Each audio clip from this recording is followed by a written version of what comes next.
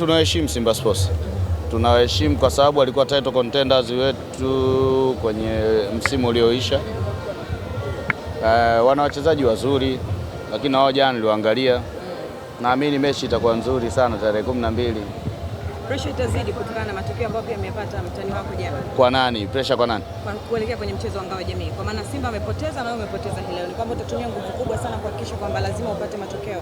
Jana ilikuwa bonanza na leo ilikuwa bonanza. Lakini nadhani mechi itakuwa ya upinzani zaidi kesho itakayofuatia tarehe 12 Jumatano, sio? Pale Amani Stadium. Lakini Ngai, huoni kama kuna namna morali hivi itashuka kuelekea katika mchezo unaofuata wa ufunguzi?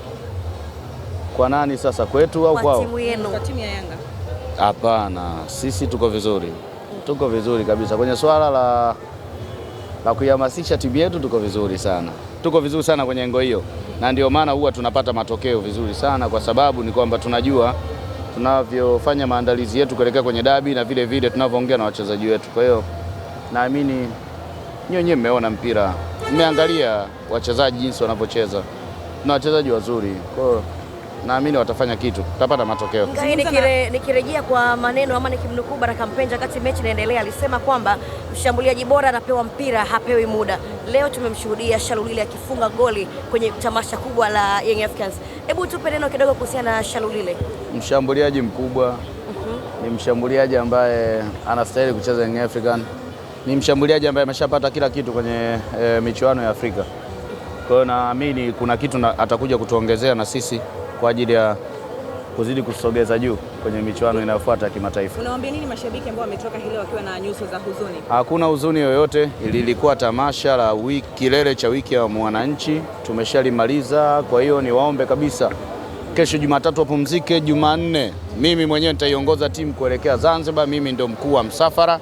Tukutane Zanzibar kwa ajili ya mechi ya dabi ya ngao ya jamii. Wewe ndio mkuu? Mimi ndio mkuu wa msafara kuelekea dabi ya Zanzibar. Kwa nini inakuwaje? Tumesiri kidogo. Mimi ni Yanga. Au kuna kingine? Wewe unahisi mimi sio Yanga? Tunajua ni Yanga. Kwa hiyo mimi ni Yanga, kwa hiyo naiongoza timu.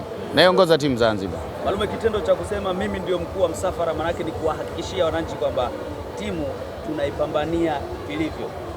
Ya viongozi wote tuliochaguliwa kwenye klabu hii kubwa kabisa Tanzania na ukanda huu wa Afrika Mashariki na Kati, kazi yetu kubwa ni kuipambania timu. Kwa hiyo hilo sio tatizo, lisikutie hofu kijana wangu kwamba mimi kuwa mkuu wa msafara kule Zanzibar. Nikuhakikishie tu mimi naiongoza timu kama ilivyo utamaduni, taratibu za klabu yetu. Ni lazima mjumbe wa kamati ya utendaji mmoja wapo lazima iongoze timu kwenye mechi kubwa.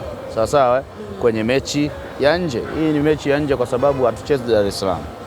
Kwa hiyo mimi niombe wananchi tukutane Zanzibar. Zanzibar tapata matokeo, wasio na wasiwasi. Pengine labda unaweza kutubia siri, kwa maana kikao cha mwisho ama mazungumzo ya mwisho na Ali Kamwe alisema kwamba mchezaji namba 6 ataingia hii leo akiwa na uzi mweusi. Lakini mpaka tamasha limeisha hatujamshuhudia mchezaji huyo. Mimi nadhani wanayanga wewe pole. Dirisha halijafungwa. Lakini kuna surprise itakuja kutokea kabla dirisha halijafungwa. Tafsiri yake usajili bado hujaisha. Naamini kuna tukio litatokea kabla dirisha halijafungwa. Na litakuwa tukio kubwa. Ni baada ya dabi au kabla ya dabi? Naamini kabla dirisha halijafungwa kuna tukio litatokea na litakuwa tukio kubwa. Nchi itasimama. Sijajua, nchi haiwezi kusimama. Nchi haiwezi kusimama kwa sababu nchi ina mambo mengi. Serikali inafanya vitu vyake, wananchi wana biashara zao. Itakuwa history, yani itakuwa story kwa wanamichezo Tanzania. Asanteni sana ndugu zangu. Nawashukuru sana.